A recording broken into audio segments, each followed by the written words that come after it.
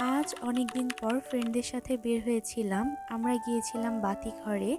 আমাদের রাজশাহী শহরের মধ্যে এক টুকরো শান্তিনীড়। একটুখানি শান্তি, একটুখানি নীরবতা খুঁজতে এর চেয়ে ভালো কোনো জায়গা আছে বলে আমি মনে করি না। এখানে বিভিন্ন ক্যাটাগরির বই থাকে, যা পাঠকদের জন্য অনেক বড় একটা পাওয়া।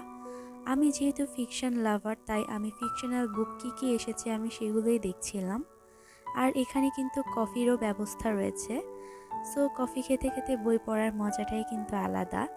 আমি ইতিমধ্যে পদ্মজা, সঙ্গীন প্রণয়াশক্তি আর অবরুদ্ধ নিশীথ উপন্যাসটা পড়েছি। আমার কাছে তিনটা উপন্যাস অনেক অনেক বেশি ভালো লেগেছে। তোমরা কে কে ফিকশন লাভার আছো চাইলে কমেন্টে জানাতে পারো। আমি কিন্তু এখনো একটাও বই কিনিনি, আমি শুধু ঘুরে ঘুরে দেখছিলাম যে বইয়ের এত দাম। বই কেনার জন্য অনেক বড়লোক হতে হবে। সো আজকের ভিডিওটা এ পর্যন্তই। ভিডিওটা যদি ভালো লেগে থাকে লাইক কমেন্ট শেয়ার করো।